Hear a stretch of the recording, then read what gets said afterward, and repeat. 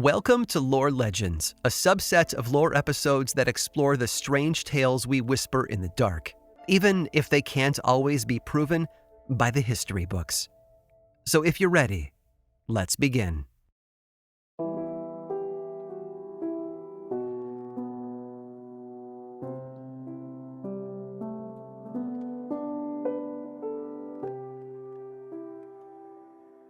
Deep in the woods of Huntington, Long Island, is a place that, at first, seems peaceful. The poet Walt Whitman, who was born just down the road, used to wander among the trees, no doubt gathering inspiration for his odes to the natural world. And walking among its leaf-covered trails, hearing the sharp chitter of a downy woodpecker overhead, you might get the sense that this is a place of reflection and solitude. But beneath its tranquility and beauty is a dark history, one that is built on a foundation of loss. The loss of home, loss of innocence, and loss of life. It's known as Mount Misery, a name it has earned thanks to the tragic stories that dot its trails like thousands of autumn leaves. But to get to the truth about Mount Misery, one must navigate a forest of myths and legends, careful not to trip over the tales with roots so thick and deep you can find yourself swallowed up by them. Some of these stories seem too far-fetched to believe, while others sound just plausible enough to be true. But no matter how you look at it, there's something about Mount Misery that just doesn't sit right. It's in the way the wind howls through the trees as the sun retreats behind the horizon, like it knows what's coming. Mount Misery is called that for a lot of reasons. So let's grab a flashlight and find out why. I'm Aaron Mahnke, and this is Lore Legends.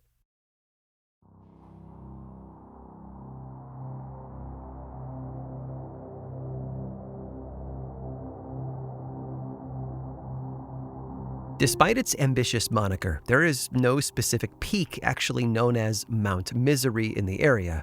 Its highest point, Jane's Hill, is only 400 feet tall. Mount Misery actually got its name because local farmers found it difficult to maneuver their wagons over the harsh terrain and steep hills. Well, steep for Long Island, at least.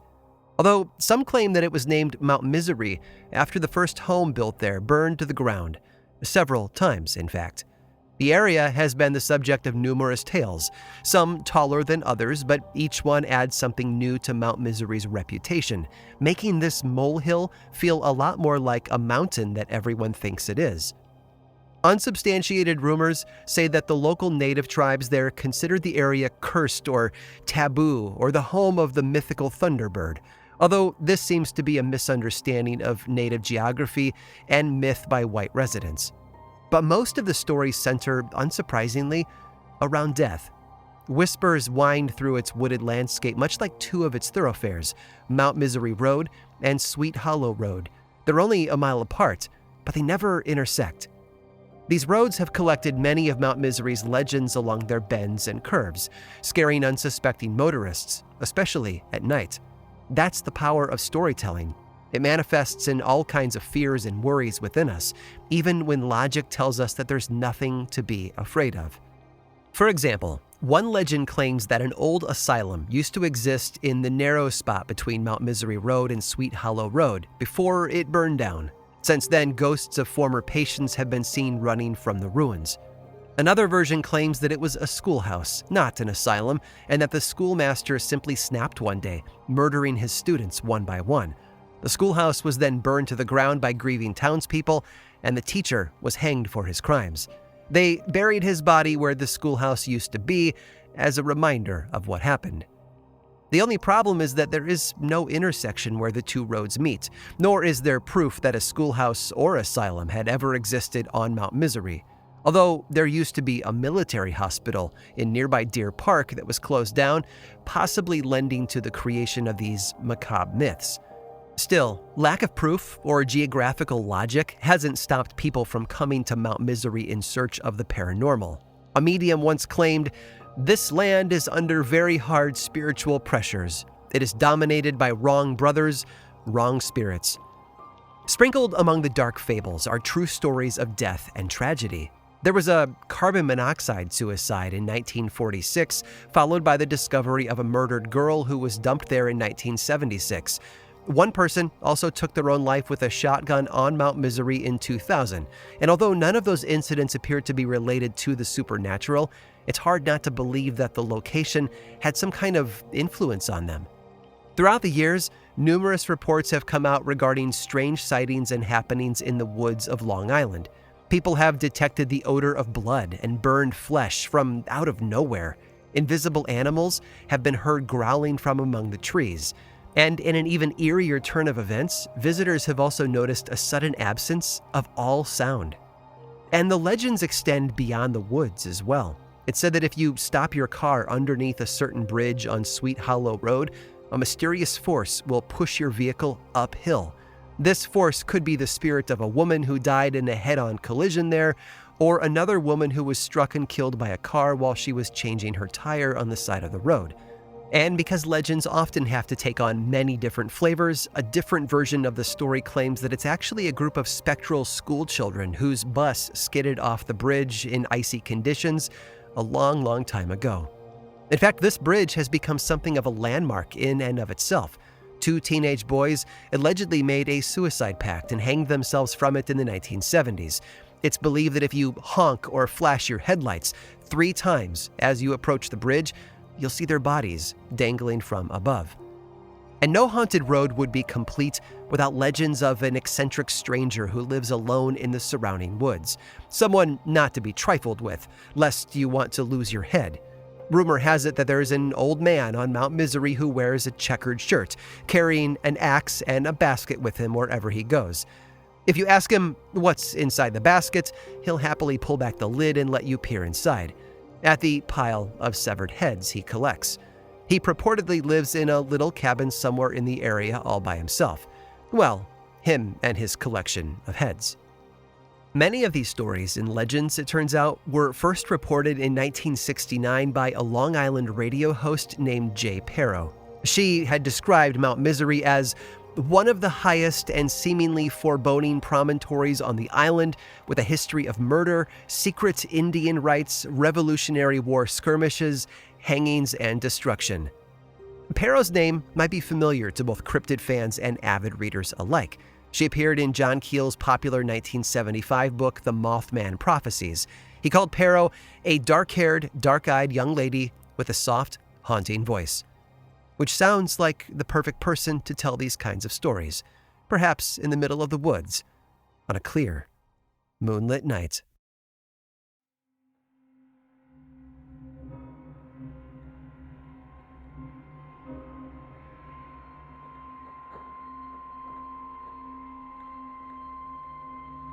Long before axe-wielding loners roamed the Long Island woodlands, there was Mary.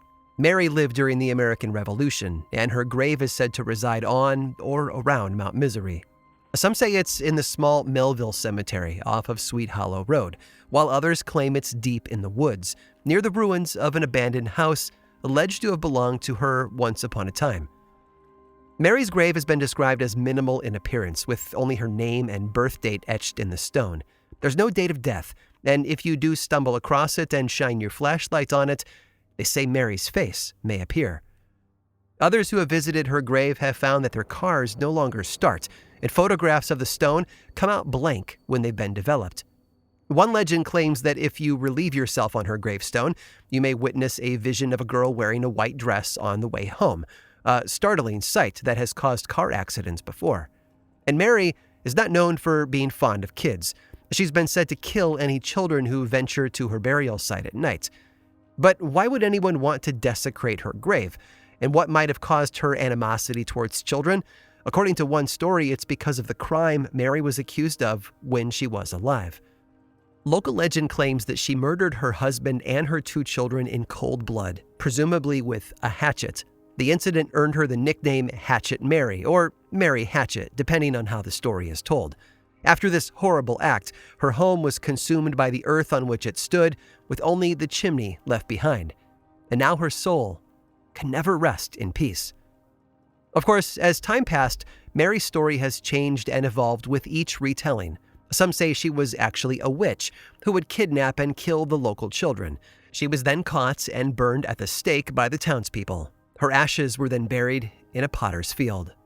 Another version of the story states that Mary wasn't burned, but hanged instead, and the day after her execution, she was seen walking around town with a noose around her neck as though the previous day events had never happened. Mary's legend is a cauldron swirling with different ingredients inside. Among the rumors of witchcraft and unprovoked homicide is also a tale of possession. In yet another variation of her story, Mary was actually a wealthy landowner's daughter who didn't have any friends. She lived far from town, so her father built her a clubhouse made of stone where she could play with the animals on the property, as they were the closest thing to friends that she had. Until one day, when Mary became possessed. Now, depending on who you talk to, they might say that Mary's father beat her inside that clubhouse because he blamed her for killing her mother during childbirth.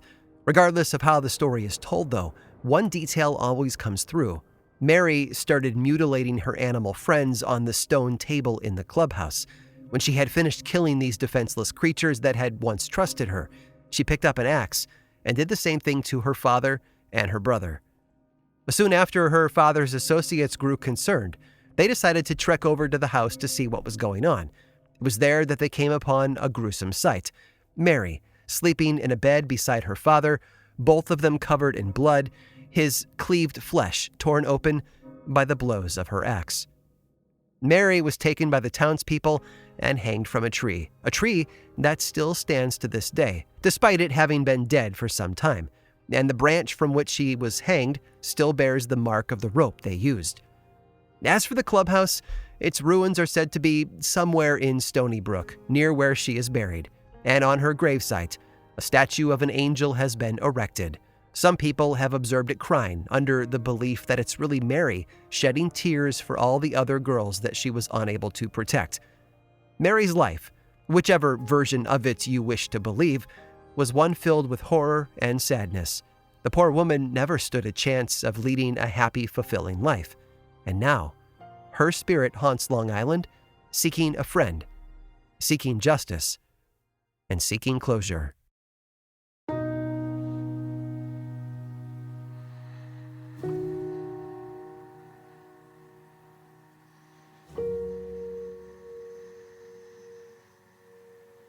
Just a bit north of Mount Misery is a museum, but it wasn't always that.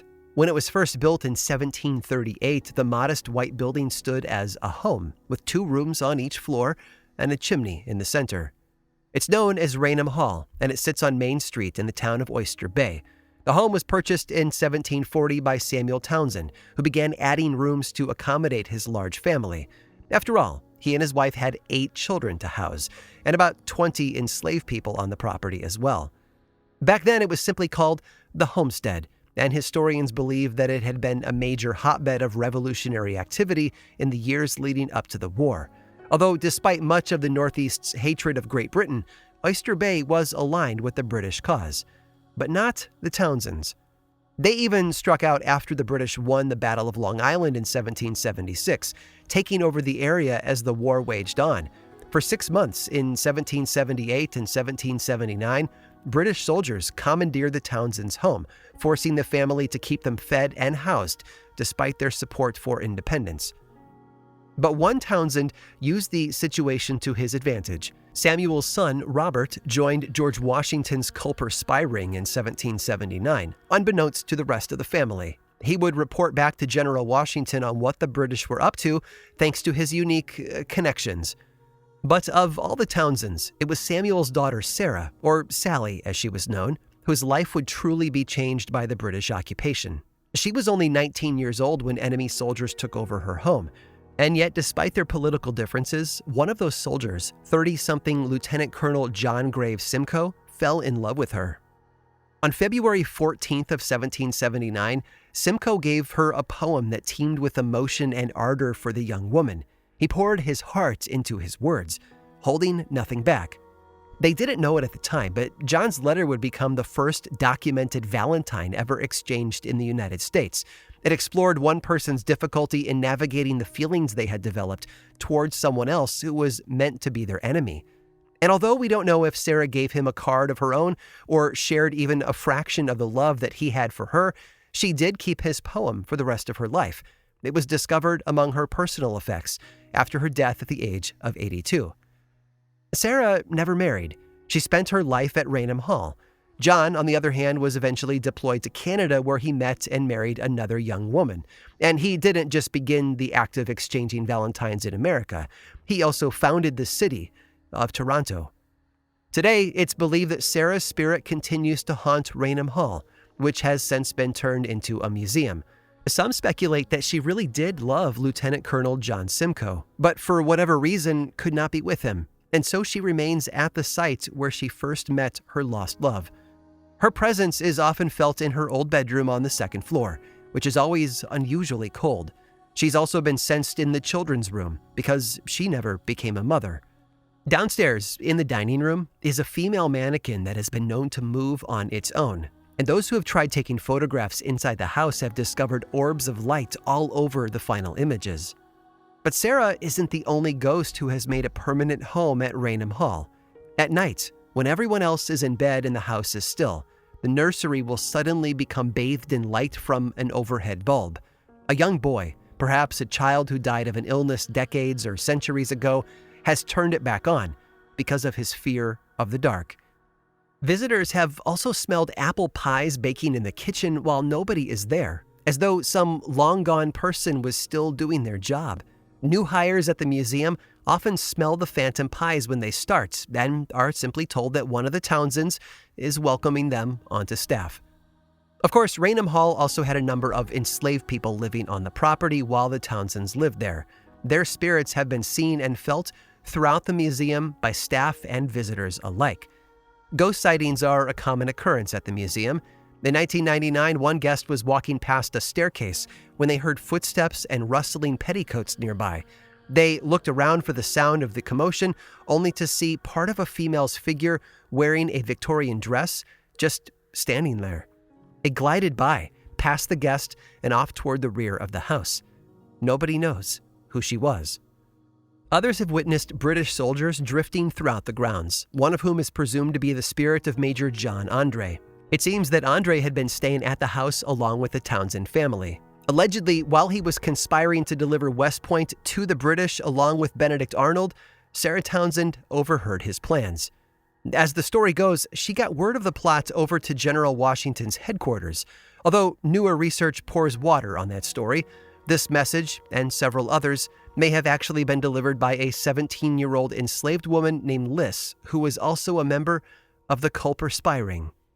Raynham Hall is rich with history, and ghosts apparently, dating all the way back to the Revolutionary War. But its heritage actually extends further back. Before Samuel Townsend built the homestead in Oyster Bay, his family lived in Norfolk, England, in a home called Raynham Hall. As it turns out, that was the same Raynham Hall where the infamous photograph of the Brown Lady ghost would eventually be taken in 1936. The Townsends, it seems, could never escape the spirit world, no matter where they went.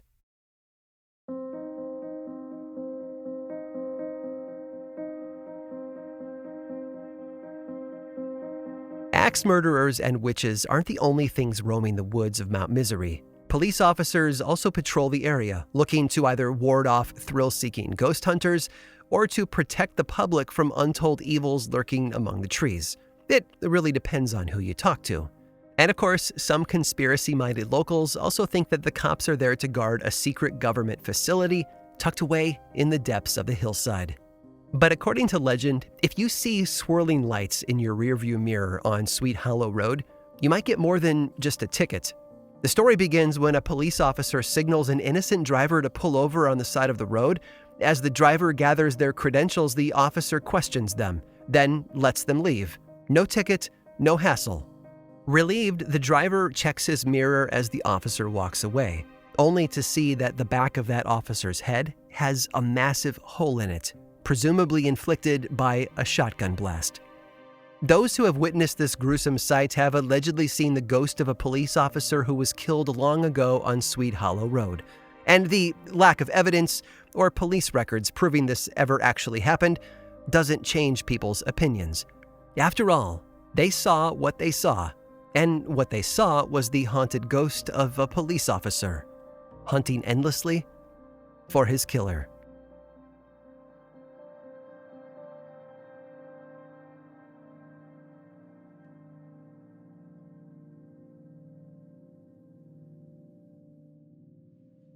Mount Misery certainly has enough creepy legends to back up that name. I hope you enjoyed our tour through those ominous woods and the many tales that snake through its shadows. But we're not done just yet. I've got one more legend to share with you from this dark location. Stick around through this brief sponsor break to hear all about it.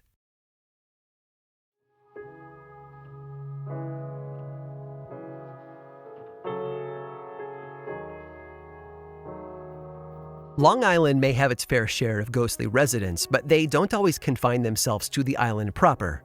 Just off the coast is the popular summer destination, Fire Island.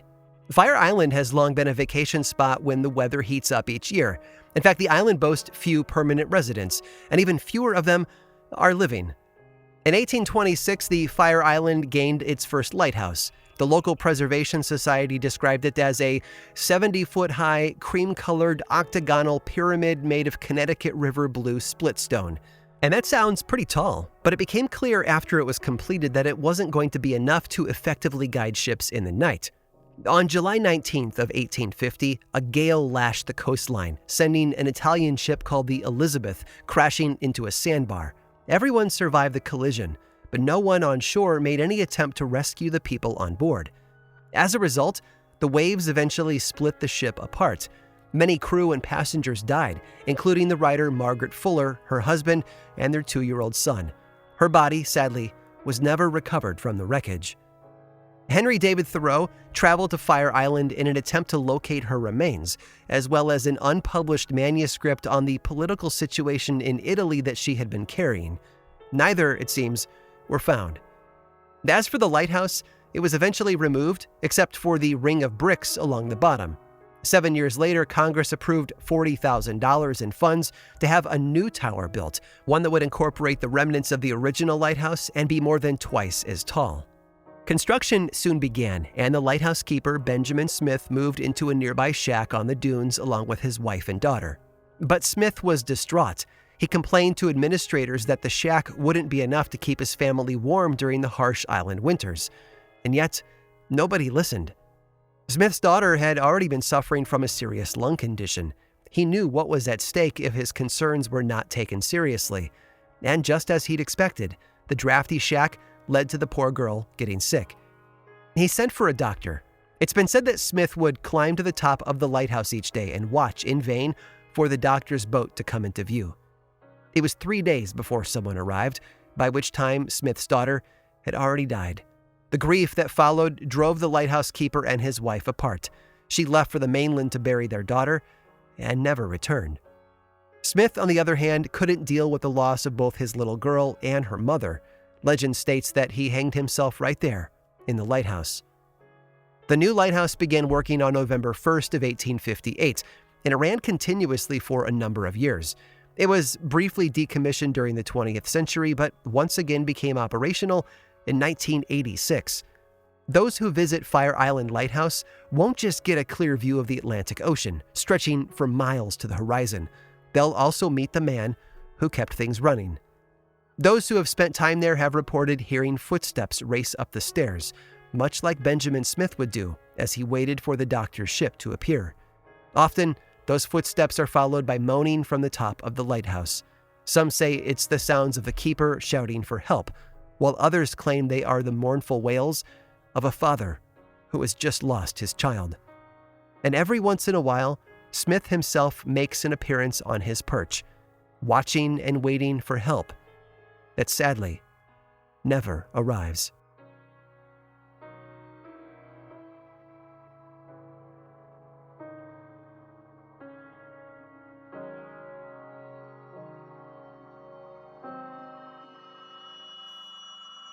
This episode of Lore Legends was produced by me, Aaron Mahnke, with writing by Harry Marks and research by Cassandra De Alba. Lore is much more than just a podcast. There's a book series available in bookstores and online, and 2 seasons of the television show on Amazon Prime Video. Check them both out if you want more lore in your life. Information about all of that and more is available over at lorepodcast.com. You can also follow this show on YouTube, Twitter, Facebook, and Instagram. Just search for Lore Podcast, all one word, and then click that follow button. And when you do, say hi. I like it when people say hi. And as always, thanks for listening.